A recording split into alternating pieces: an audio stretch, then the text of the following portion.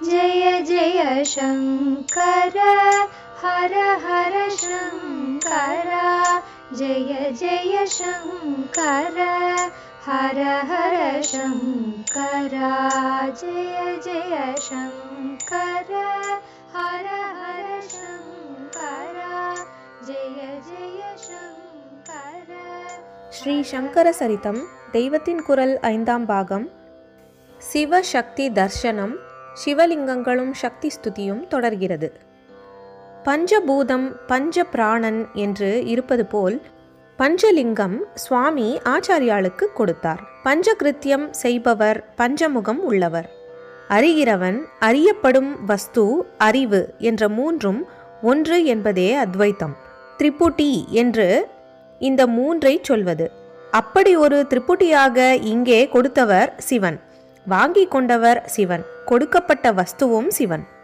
இங்கே ஆச்சாரியாலேயே ஸ்பட்டிக சந்திரமௌலீஸ்வரராக சொல்லி இருக்கும் ஒரு ஸ்லோகம் ஞாபகம் வருகிறது. மாதவீய சங்கர விஜயத்தில் ஆச்சாரியாளின் அவதார சர்க்கத்தில் வரும் ஸ்லோகம்.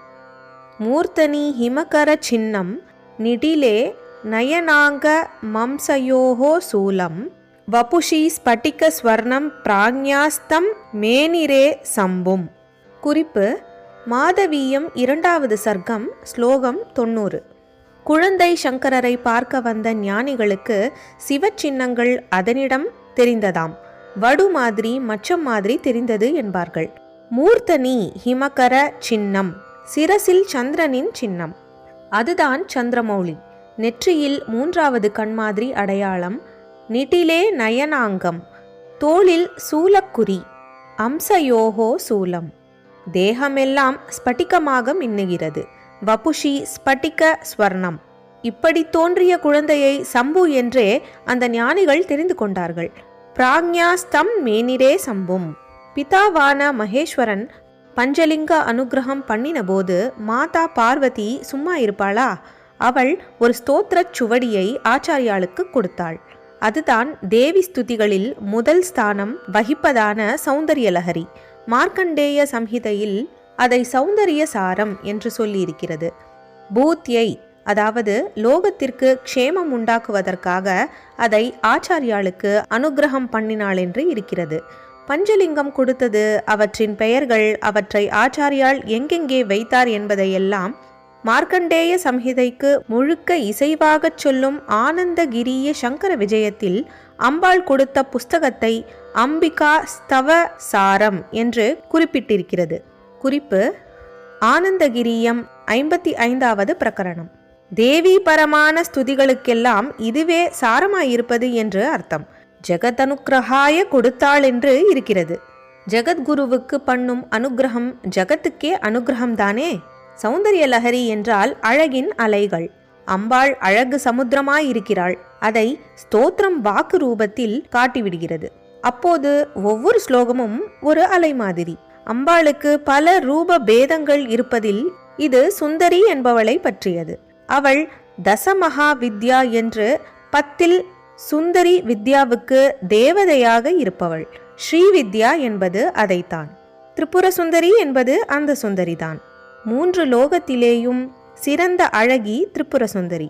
ஸ்தூல சூக்ஷ்ம காரணம் என்ற முப்புறங்களுக்குள்ளே ஞானமாகவும் காருண்யமாகவும் இருக்கும் பிரம்ம தத்துவம்தான் இப்படி அழகு ஸ்வரூபமான தாயாக ஆகி திரிபுர சுந்தரி என்ற பெயரில் விளங்குவது. லலிதாம்பாள் என்று சொல்வது அவளைத்தான். சந்திரமௌலீஸ்வர லிங்கத்தின் சக்தியாக ஸ்ரீசக்கர ரூபத்தில் பூஜை பண்ணுவது திரிபுர சுந்தரிக்குத்தான். ஏனென்றால் அவர் மாதிரியே அவளுக்கும் பூர்ணச்சந்திர சம்பந்தம் நிறைய உண்டு. அவருடைய சிரசில் பூர்ணச்சந்திரன் இருக்கிறதென்றால் இவள் வாசம் பண்ணுவதே பூர்ணச்சந்திர மத்தியில்தான். சந்திரமண்டல மத்தியகா என்று சஹஸ்ரநாமத்தில் சொல்லி இருக்கிறது. அவளுக்கு விசேஷமான திதியும் பூர்ணிமை. சாதனாந்தத்தில், அதாவது சாதனை முடிவில் அவளே நம்முடைய சிரஸ் உச்சியில் பூர்ணச்சந்திரனாக அமிர்தத்தை கொட்டுவாள். திவ்ய தம்பதி ஜிலு ஜிலுவென்று அழகாக அமிர்த கிரணங்களை கொட்டிக்கொண்டிருக்கும் சந்திர சம்பந்தத்துடன் லோகத்தின் தாபத்தை எல்லாம் போக்கி ஆனந்தம் கொடுப்பதற்காக சந்திரமௌலியாகவும் திரிபுர சுந்தரியாகவும் இருக்கிறார்கள். அவள் சிரசிலும் சந்திர கலை உண்டு. சாரு சந்திர கலாதரா என்று சஹஸ்ரநாமத்தில் வருகிறது. மகா திரிபுர சுந்தரி, சந்திரமண்டல மத்தியகா, சாருச்சந்திர கலாதரா என்ற நாமாக்கள் கிட்ட கிட்டவே வந்துவிடுகின்றன. சௌந்தர்ய லஹரி ஆச்சாரியாலே பண்ணியது என்றுதான் பிரசித்தமாயிருக்கிறது. ஏற்கனவே அது கைலாசத்திலிருந்து அம்பாள் கொடுத்தாள் என்றால் ஆச்சாரியாள் அதை பண்ணவில்லையா? பிரச்சாரம் மட்டும்தான் பண்ணினாரா என்று கேட்டால் இதற்கு ஒரு கதை பதில் சொல்கிறது. இந்த கதை சங்கர விஜயம் எதிலும் இல்லாவிட்டாலும் கர்ண பரம்பரையாக வந்திருக்கிறது. சிஸ்டர்களும் மதிப்பு கொடுத்து ஏற்றுக்கொண்டிருக்கிறார்கள். என்ன கதை என்றால், 3 காலமும் பில்வார்ச்சனை பண்ணி லோகக்ஷேமத்தை உண்டாக்கு என்று சொல்லி சுவாமி பஞ்சலிங்கங்களை கொடுத்தார். அம்பாளும் லோகக்ஷேமத்திற்காக பிரச்சாரம் பண்ணச் சொல்லி ஸ்தோத்திர சுவடியை கொடுத்தாள். ஆச்சாரியாள் அவர்களை நமஸ்காரம் பண்ணிவிட்டு திரும்பினார்.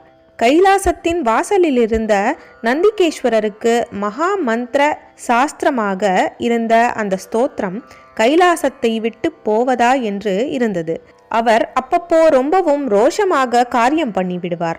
அதனால் யார் என்ன என்று பார்க்காமல் ஆச்சாரியாளின் கையிலிருந்த சுவடியை பறித்தார். எல்லா ஓலையும் அவர் கைக்கு போகவில்லை. ஒரு பாகம் ஆச்சாரியாள் கையிலேயே இருந்தது. மொத்தம் இருந்த 100 ஸ்லோகத்தில் பின் 59 நந்திகேஸ்வரர் கைக்கு போயிற்று.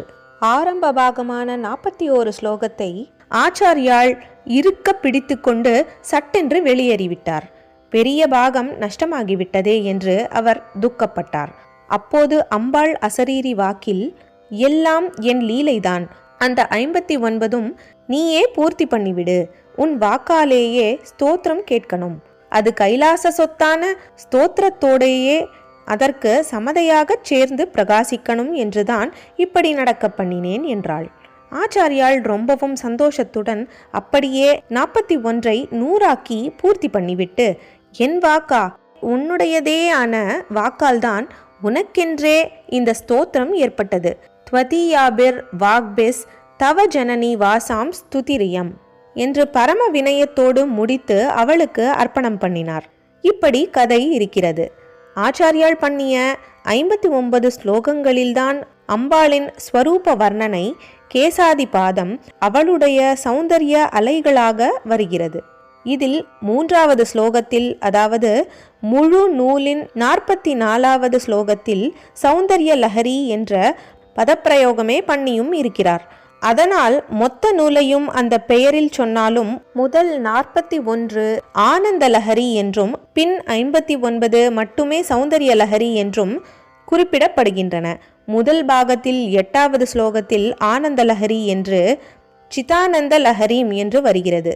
கைலாசத்தில் ஆச்சாரியாளுக்கு கிடைத்த ஸ்தோத்திரத்திற்கு மார்க்கண்டேய சம்ஹிதை, ஆனந்தகிரீயம் இரண்டிலுமே சௌந்தர்ய லஹரி என்று பேர் சொல்லாமல் சௌந்தர்ய சாரம் என்றும் அம்பிகா ஸ்தவ சாரம் என்றும் சொல்லியிருப்பது கர்ண பரம்பரை கதையின் பிராமாண்யத்துக்கு பலம் சேர்ப்பதாக தோன்றுகிறது. முதல் பாகம் சுந்தரியை பற்றிய மந்திர சாஸ்திர சாரம்.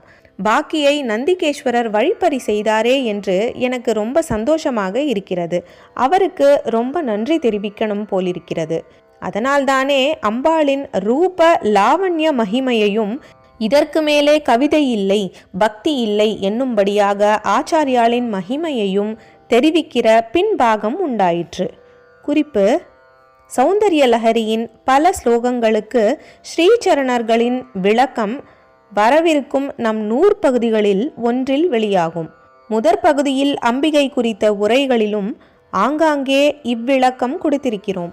சுவாமியின் ஆக்ஞைப்படியே ஆச்சாரியாள் 4 லிங்கங்களை ஸ்ருங்கேரி, கேதாரம், நீலகண்டம், காஞ்சி ஆகிய க்ஷேத்திரங்களில் பிரதிஷ்டை செய்தார். நிர்வாணம் சமீபித்த போது மோக்ஷலிங்கத்தை சிதம்பரத்தில் பிரதிஷ்டை செய்து வரும்படி சுரேஸ்வராச்சாரியாளிடம் கொடுத்தனுப்பினார் என்று ஆனந்தகிரியத்தில் இருக்கிறது. சிவசக்தி தர்சனம், சிவலிங்கங்களும் சக்தி ஸ்துதியும் நிறைவு பெறுகிறது. ஜெய ஜெய சங்கர, ஹரஹர சங்கர, மகாபெரியவா சரணம். ஜெய ஜெய சங்கர, ஹர ஹர சங்கர, ஜெய ஜெய சங்கர, ஹர ஹர சங்கர, ஜெய ஜெய சங்கர.